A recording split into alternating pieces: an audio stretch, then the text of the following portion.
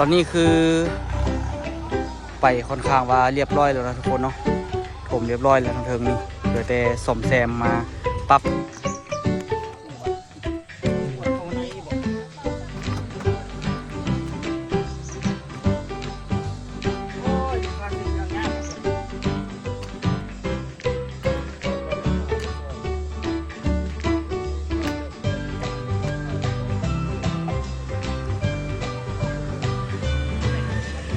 ไปส่วนใส่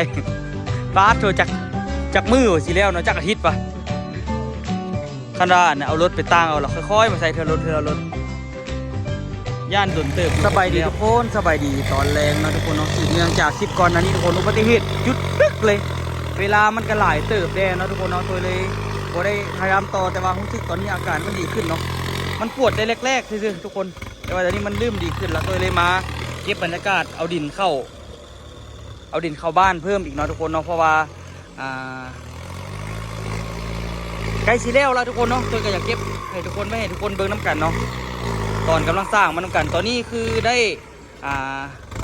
ดินมาทั้งหมด8 รถแล้วทุกคนเนาะโอ้โหว่ามันสิพอบ่ตอนนี้8 รถแต่ตัวคิดว่ามันน่าจะพอเนาะคิดว่าสิได้แต่บ่ฮู้ว่าสิพอบ่ให้เพิ่นเอาดินตัวนี้ลงก่อนหรือจังไหนตัวก็บ่ฮู้กันให้เพิ่นค่อยๆเอาลงก่อนนี่ตามเขาเรื่อยๆทุกคนเนาะใช้เวลาโดนเติบเมื่อกี้ตัวเอาจกนี่แหละทุกคนเอาจกนี่แหละค่อยๆเคลียร์ดินนี่ลงกันนะ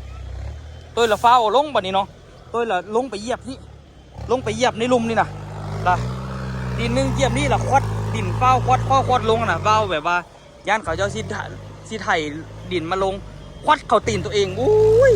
ไปนั้นตัวย่านอยู่เลยไปนั้นระวังประเทศว่าย่านจกมันสิเข้าเล็บตีนไปนั้นก็ยังถึกอยู่กึกบนหนึ่งจุกเลยเลือดยิงเขียวใส่เลยเลือดยิ้มออกมาขั้นดึงเล็บออกมาเนี่ยเลือดคือสิออกลายเลยหยุดเนาะหยุดเวียกตอนนี้เลยนะมาถ่ายคลิปกับซ่านี่ตัวจกขึ้นบนมือตัวนี้ตอนตัวส่วนตอนตัวนะเฮ็ดนะนี่ทางนั้นเขาเจ้าสร้างดินมาเพิ่มอีกรถหนึ่งเป็นรถน้อยเนาะเขาเจ้ารถใหญ่เข้าไปบ่ได้ว่าซั่นซะรถ10 ล้อเขาเจ้าเข้าไปบ่ได้เขาเจ้ารถนะ6 ล้อเข้าไปเอาแต่พอได้เงินทุกคนใจแท้ตัวก็อยากได้ขนาดบ่อดินแบบนี้แต่คือที่สู้เขาเจ้าบ่ได้เขาเจ้ามีรถไถที่พร้อมเขาเจ้าขายดินแถมมารถนี้ยู่เขาที่พร้อมเนาะมันเลยได้ขายดีที่จริงคันบ่มีรถอันนี้ยู่นี่เขาเจ้าก็ได้ขายดินยากคือกันโอ้ยเก็บไว้นี่เขาแคมก่อนมืออื่นจริงเฮ็ดมืออื่นใส่เกือบดีๆใส่เกือบดีๆแล้วเฮ็ดเวียกเนาะอ้าวมืออื่นคือสิใส่เกือบทหารเนาะ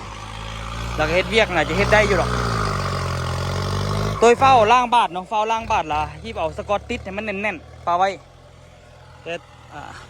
กับโอ้โหมันซียูบอลเล็บตัวนี้โอ้โหซียูไปนำบอจับกันยังเทียบปิ๊บอยู่มือใส่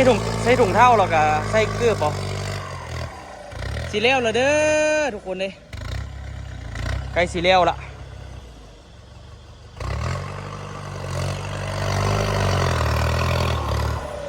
เฮ็ดให้มันเลี้ยวไปแต่ละหน้าเวียกเนาะ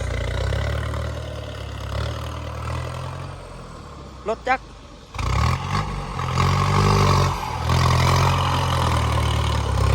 เอาอันนี้เข้าไปแล้วก็เทคานแล้วก็ต่อเสานี่เนาะทุกคนต่อเสาขึ้นให้มันได้ตัวว่าเสียให้มันขึ้นจัก3 เมตร 50หรือ4 เมตรดีทุกคนว่าสิเอาจากพื้นนี่สูงขึ้นไป3 เมตร 50หรือ4 เมตรดีตัวมี2 สร้อยเนาะฝากทุกคนบอกรับเนี่ยตามเขาเรื่อยๆทุกคนเนาะตอนนี้8 รถเขาเจ้ากำลังสิเอามาส่งรถหนึ่ง9 รถประสันเดผมว่าสิพอดีบ่หรือว่าจังไหนเขาเจ้ากำลังค่อยๆตามเขาอยู่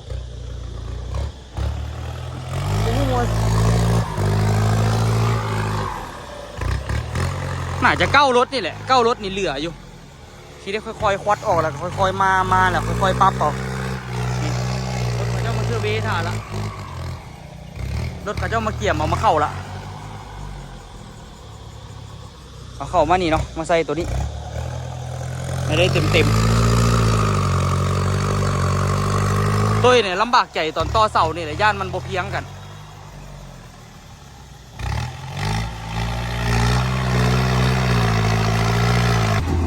อันนี้น่าจะเป็นรถสุดท้ายของมื้อนี้นะทุกคนบ่พอว่ะพออยู่บ่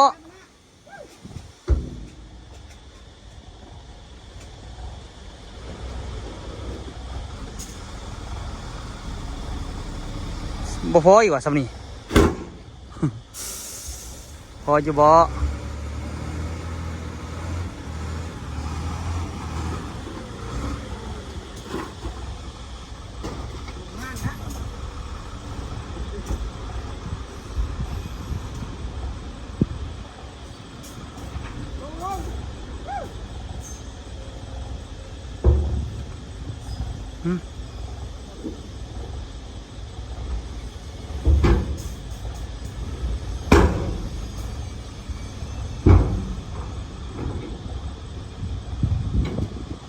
ยุงให้ได้บ่นี่ยุงบนมันแคบนะทุกคน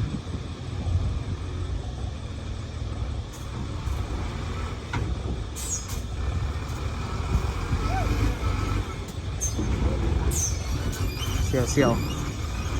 แต่ก็ได้เรื่องหวังว่าเป็นที่พอทุกคน ตอนนี้คือไปค่อนข้างว่าเรียบร้อยแล้วนะทุกคนเนาะถมเรียบร้อยแล้วทั้งเทิงนี่เหลือแต่ซ่อมแซมมาปรับพื้นที่แล้วก็เทคานเพิ่มเนาะแล้วก็คือสิเรียบร้อยนะทุกคน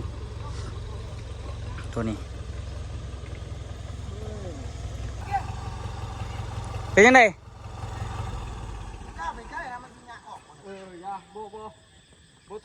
ทางนี้โอเคแล้วป่ะเจ้านี่แล้วก็แล้วนะจะเก็บความละเอียดรูปออกไหม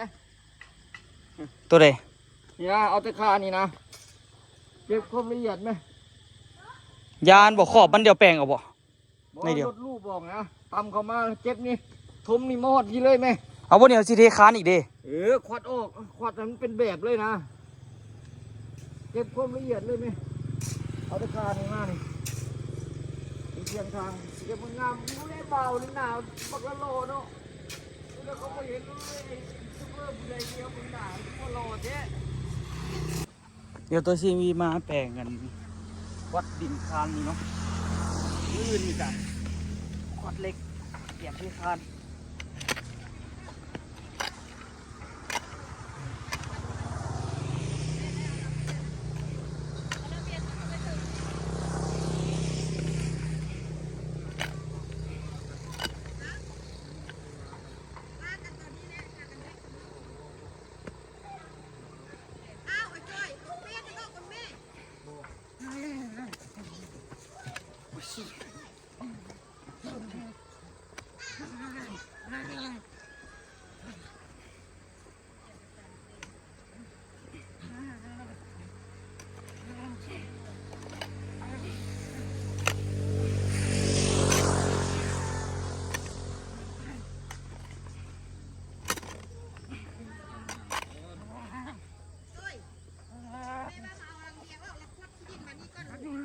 ก็ไปใส่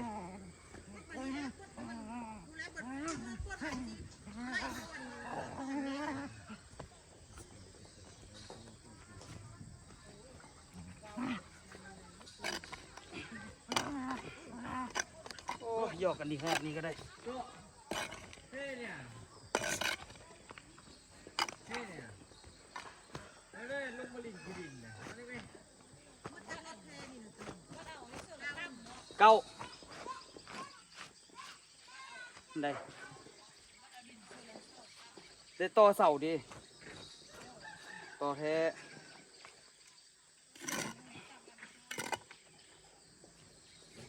บ่ต่อบ่ได้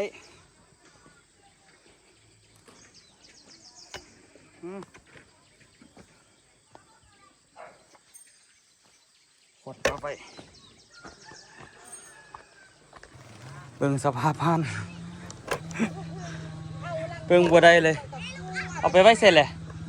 เอาไปไว้ใส่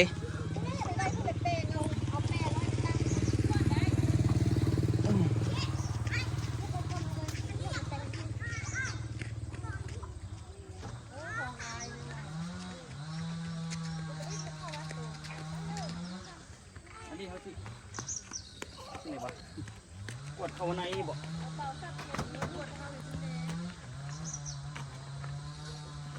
ยลูกค้าซื้อเครื่องยากละวันนี้ลงกับยากคนกับลงยาก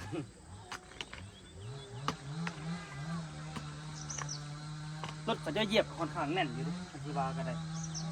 ตึ้งเลยแต่ว่าคันฝนตกมาหายใหญ่ๆนี่ดินลุกลงไปอีก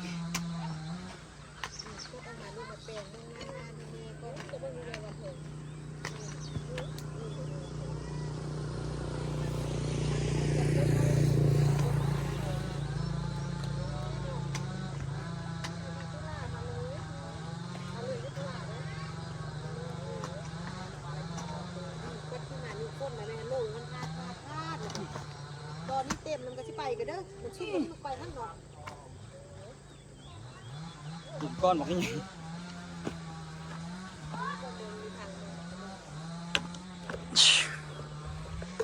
ได้ปะนี่คืออยู่เนาะ ที่ละกาโต้ลังโต้อันขึ้นอีก ต่อเสาขึ้นอีก โอ้ทีละน้อยนึง โอ้รถมาแวะซื้อก็ง่ายปะนี่บ่ต้องลงค่อยเอารถมาจอดหน้าห้านปั๊บรถเนาะต่อเทิบออกมาอีก ต่อรถ3 เมตร เพราะว่าเขามีหลังคาอันนั้น3 เมตรก็สิตกประมาณนี้บ่3 เมตรเราบ่ใส่เสาเอานี่ฮะบ่เฮ็ดอันต่อเทิบออกมา3 เมตรบ่ใส่ก็ได้ ลอยเอาวะ แม่น 3 เมตรนี่ลอยมาได้2 เมตร 50ลอยได้ เอาสร้างหาเขาบอกว่าได้เลย เอาได้ก็ได้ เกิน3 เมตรเราบ่ได้เขาว่านะเออ เอาเหล็กยึด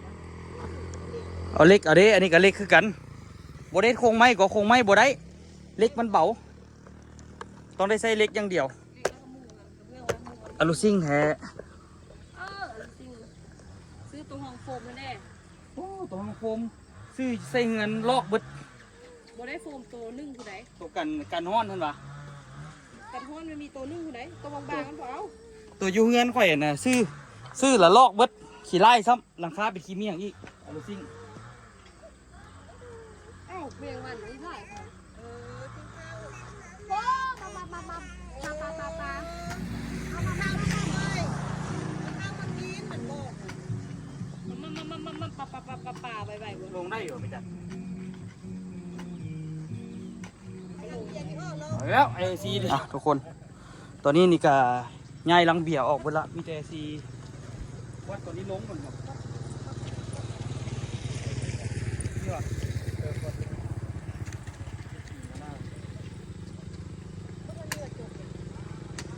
มาแล้ว พวกมันแตกดีตัวยางไปได้สบาย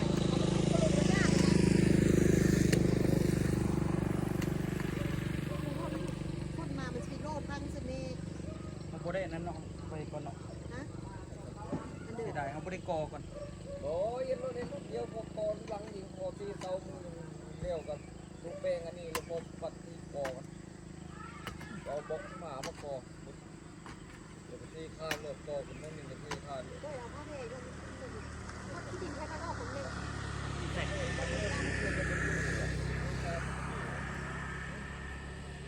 เอาตู้ตีข้าวมันตู้ก่อน คนลงอีกว่ะ มันจะรักมันจะรถ เจ้า เท่าไหร่ฮะเส้นหา เบิด4 ล้านกับ50,000เฮ็ดไปจริงเฮ็ดบ่ดีไหม มีอะไรกันเหตุ เฮ็ดบ่ดินใส่น้ำกัน มีโบ้อะไร ด้วย มีบ่แล้วว่ะครับว่ะ คนเข้าใจเลยจะออกมากันนี่นะ ดินยู่อันบ่อนไอ้ตู้ของต้นกับแม่แต่ดินอันนี้มันของ แม่นเนาะ ดินผู้เอาดิตัวตัดเบิดผู้ตัวนี้ก็พ่อแห้งเลยนะ ส่วนเด็กพ่อจอย เทียม2.5โต๊ะ โอ้มานี่ก็ให้ต้องดีเลย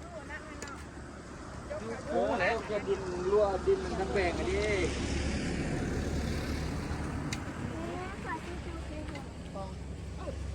ส่วนเด็กพ่อจอย ดาบจะพร้อมมันบอกดาบนี่4 บาทดาบนี่5 4 บาท ทางดินทาง ทั้งรวมไถรวมขอดุดให้ มันดันดินเธอ ก็ดีอยู่ ชอบมันเปิดปะที่เทลนั่นแหละ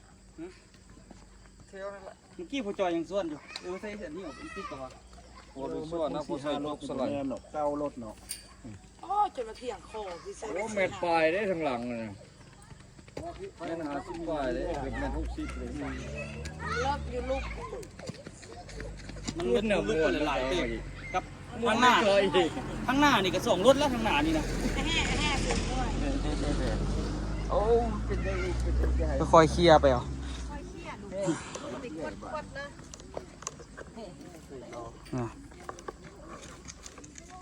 เฮ็ดอันนี้เป็นขั้นใดลงแล้วก็แล้วไหม่จันเฮ็ดบ่นี่ให้มันต่ำลงบ่นี่แล้วก็แล้ว บอกไม่ได้กดบาทีก็ลูกมันกดมามันสิพังเขาหันเขาแม่ เอาเห็ดนั่นจะเห็ดบุกบุกบุกบุกนะมาเอาบอกมามือ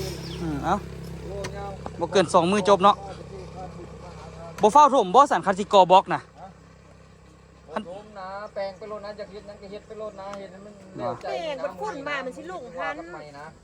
เอาเฮ็ดเยอะน้อยนึงนี่นะลูกก็เบิ่งไหนเข้ามาซื้อเครื่องก็สิมาใดแบบ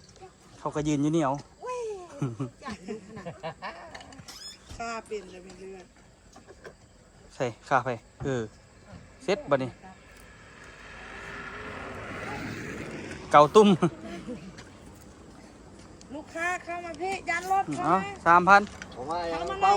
ในพี่ เข้า เข้า มา มาในพี่ อังเป่าเข้า 2,000รอยอกเอ็มก็เอาวะเอ็มเท่าไหร่2,000อันนี้ได้ซื้อได้บ่อนจับหันกาหันน่ะ ดูสัมปกาแล้ว ว่าเธอหน้ามาซื้อนี่เด้อเธอหน้าเด้อสิเอามาขายเด้อ ใส่จักพัน ฮะจักแล้วยังบ่ฮู้ราคาเด้อซื้อเท่าไหร่เอ็มซื้อเท่าไหร่ เอารถเข้ามากันนะเข้ามาทางแม่เข้าเดิมแม่รถป่ะตาเนี่ยมันยันรถว่ะ ขาย2,000 2,000ว่ะเอ้า แม่ อังเป้าบ่กินว่ะเจ็บคอเนาะนั่นเลยว่ะ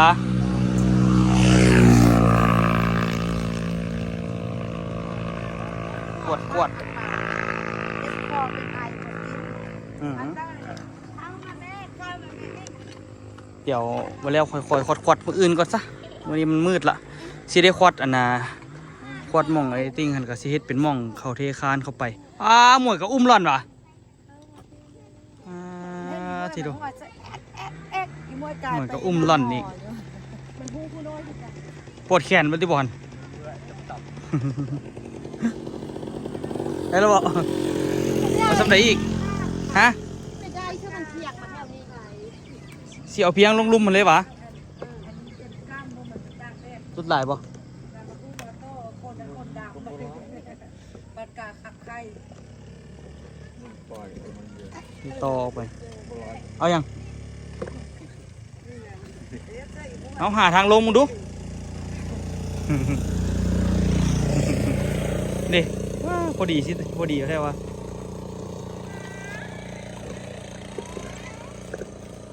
นี่ก็ปวดไปละวันนี้ เดี๋ยวแล้วนี่สิไปคดเล็กก่อนคดเล็กให้มันแล้ว ครบได้ลายหรอกวิปอกไข่ลายปอกหมูโคซี่หาตัวเมนเบิ้ลไปปอก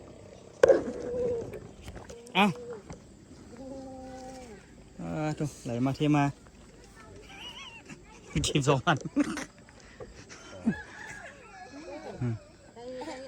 ทางมืดเก้ารถมืดไป4 ล้านกับ50,000 กีบโอเคอยู่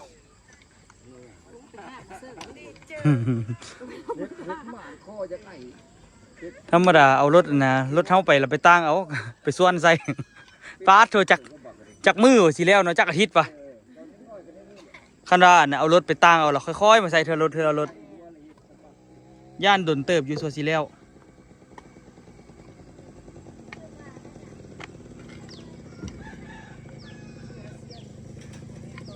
ก็ลูกที่ฉันได้กินยาแล้วจะมีบอกตัวเอาบอกมาเบิ่งจะก้อนเบิ่งเจอตัวจะก้อนโบสา ตัวทั้งหน้าเขากับบ่ต้องกอขึ้นก็ได้เนาะเฮ็ดคานลอยเลยเนาะบ่ทั้งหน้านี่น่ะ ทั้งหน้าคานลอยเลยควันลงหาหอมเห็ดควันคานลอยเลย สดใสบ้านมา สุดหนักราคานี่ยับไปพูดไปลูกนะ เสียสิเอานี่อีก เอาออกมันหมุนนะนี่นะ วะควัดเบิ้ลเลยเนาะบรรยากาศยามแรงแล้วทุกคนเอ้ยควัดเนาะควัดไป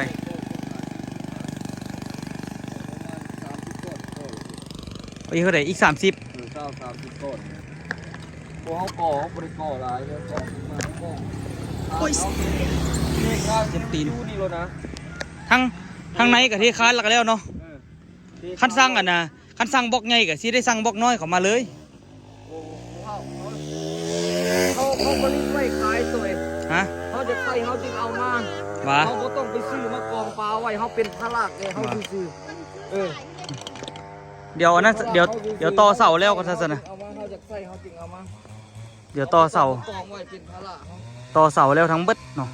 ต่อเสาแล้วทั้งเบิดแล้วจึงเออกมา คานแล้วเรียบร้อยปรับดินปรับดองเนี่ยมันละเอียดเลยจึงว่ากัน โอเค เลยจึ งั้ ง นก็ มา ได้ ปัดห้องเทคานจึงหยิบไปเบิดเรียบร้อยแล้วเขาจึงเทคานเรียบร้อยเขาจึงขึ้นต่อเสายันห่างขึ้น อืม เดี๋ยวเอาไม้มา บัตรมีอะนะบัตรน่ะนะเอาดินถมมานี่แหละคือว่าใครเนี่ยเนาะ อืม ก็ตั้งไปยองแล้วต้องมาเสาก็คือว่าไงเนี่ยตอนนั้นนะตอนพอท่านเอาดินมาถมแล้วโอ้คือว่าจะอุกใจแท้ มาใส่แล้วถ้าบ่อยากเย็นมากก็ไม่ที่แปดลายตีอ้อมเพิ่นก็ได้ตัวเย็นห่างอ้อมเพิ่นก็ได้ เอาขวดเคลียร์ๆเอาแรกๆเขาต้องขวดเคลียร์ๆเอา ตีนล่อมาใส่มาบ่ได้ง่าย มาใส่ เฮ็ดมาขึ้นนี่นะ ก็ เฮ็ดมาตั้งขึ้นอันบ่อยาก เอาตั้งหลักเร็วตัว ฮะมันบ่ถึงได้ ว่า มัน3 เมตรแปด เฮ็ดมาก็เฮ็ด สิได้ขึ้นไปต่อถึงพอดีมัดเล็กขึ้นต่อขึ้นไปดิ่งแล้วเฮาต้องได้ใส่ห้าวอยู่แล้วเขาบ่บ่อยากจ่ายพุ่นนะเวลาเฮาดิ่งเฮายังอันนี้เฮาก็ตีใส่ห้าวมันแหน่นเลยเอาไม้ที่แปดมามัดตีนอ้อม เวลาเขามัดเล็กเขาต้องขึ้นไปมัดที่เทิงเลยเด้เนาะ เออ เพราะว่ามีตัวนี้ต้องได้มัดต่อซะอีกจัก เฮ็ดห้าวนะ สองปอก เฮ็ดห้าวมัดขึ้นซะมีก็เลือดตายนะตัวเองนี่ห้าวซะนี่ละคาดไม่บุญบาดไม่ที่ละค่ำห่าง เอ้ยก็เฮ็ดและบ่ไม่ก็หลายอยู่ไม่เสียดอยู่แจนก็บ่ใกล้หลายเฮ็ดและบ่ แปลงก่อนอื่นเอาระดับตัวนี้มันได้เมื่อในแปลงทุ่มแปลง มื้ออื่นก่อน แล้วพอสิกอตัวนี้ให้ ว่าเสียให้รถมันเข้าไปแปลงให้ย่านอ่ะนะย่านมันสิมีปัญหาอีกก็เลยว่าโอ้ยแปลงก็ซะอันน่ะมักเดี๋ยวมักง่ายหลายเดี๋ยวสิได้ยากละล่ะ บ่กล้าเอาเข้าละ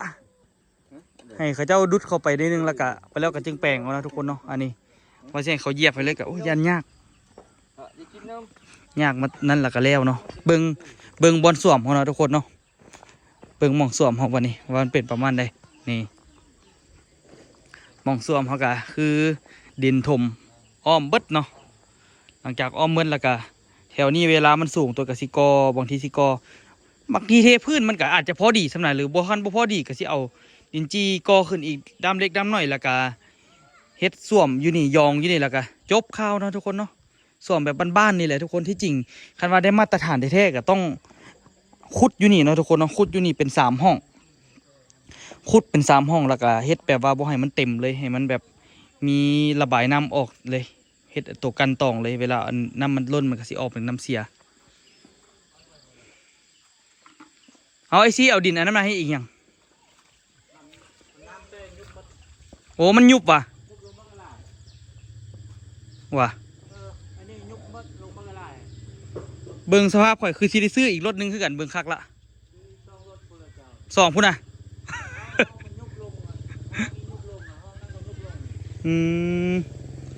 อาจจะเอาน้ำมาเอาตัวของเจ้าเพราะว่าฝนมันบ่เข้าเลยดิขนาดน้ำมายังยุบปกหลายเนาะ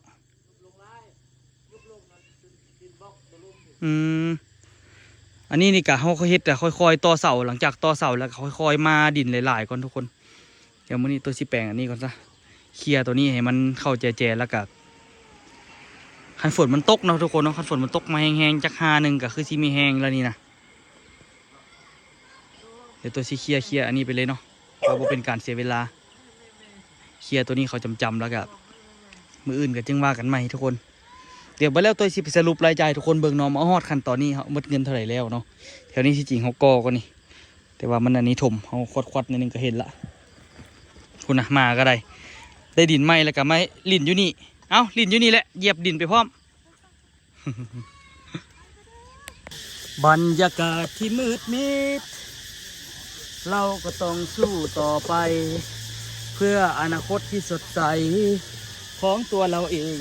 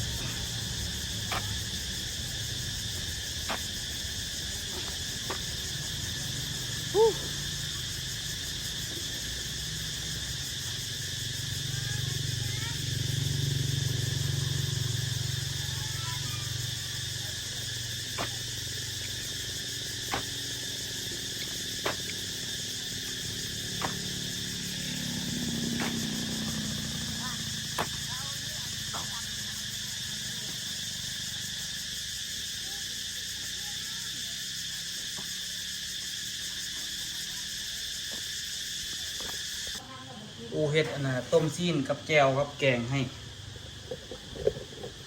ทอดกันเด้อไม่จัดกับวันยากดีกว่ากินนิดนึงอะเมื่อเท่าไหร่ละอูค่าส่อมแซมค่าเฮ็ดห้านอันเบิ้งไฟได้บ่เมื่อประมาณเท่าไหร่ละเบิ้งไฟได้บ่ฮะ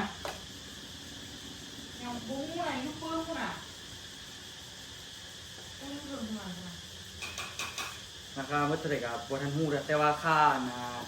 ดินถมนี่เบิดอยู่4 ล้านกับ50,000กีบ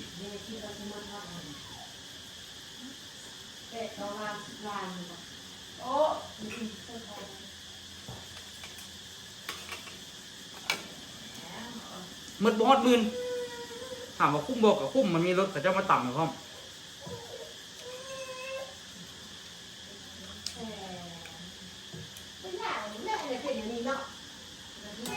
เอาโซ่กับบน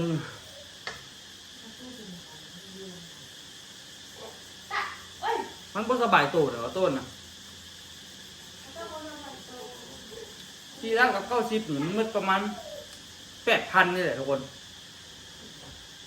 ได้บุหรี่บุห้อนครับถมดินนี่นะ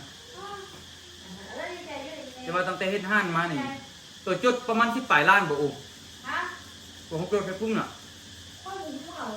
ประมาณซื่อๆนะโบหูเลยนะประมาณบ่ได้ก็จบแต่เขาไม่ไล่เนี่ยเลย ตัวที่ว่าทั้งหมดทั้งมวลที่เฮ็ดมานี่หมดประมาณ20 ปลายล้าน บอกซีเมนเล็ก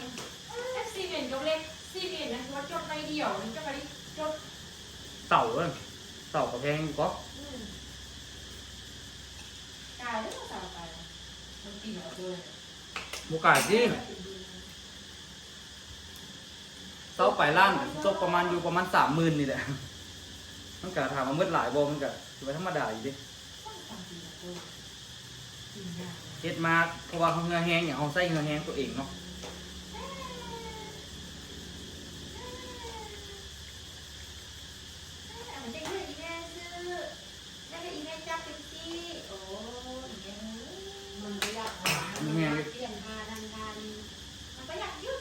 เห็นเขาแล้วตัวกับที่อาบน้ำมันก็เป็นกดเล็กนิดนึงย่อมันนี้จะไปย่อมันนี้มันจะไปย่อมันนี้นี่เหรอ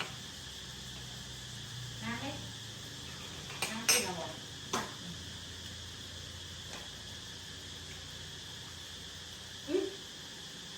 อ้าวหนึ่งนางได้อีกเนี่ย เมื่อคืนนี่ก็ยังได้อีกโมโดน โอ้ยอย่างเงี้ยบ้าเลย อันให้ไม่ช่วยเลยพลิกไปแล้วว่านวดแห้งว่าให้เมตูมันเรียกเลยว่างเพื่ออะไรเราห่มมัน มืออื่นนี่งั้นนักมืออื่นนี่ อุ๊บอุ๊บอุ๊บอุ๊บเห็นไหมเห็นไหมเดินเดินเดินเดินเดินเดิน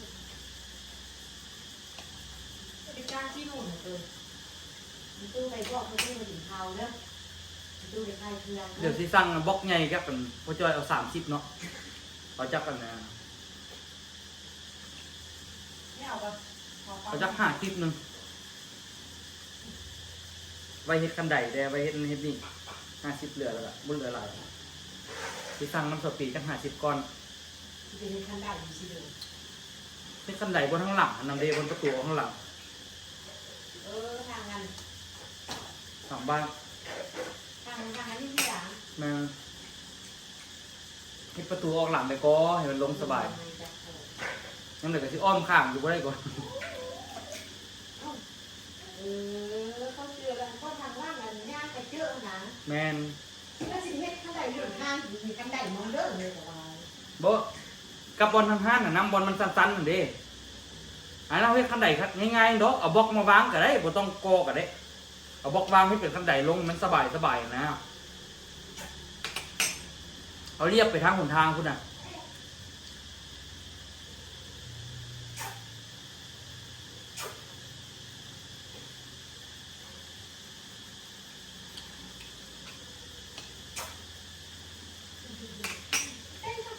เอาทุกคนไปมักนี่เกี่ยวกับฝากกดไลค์กดติดตามในตองตัวโยน2 3 4 0เด้อ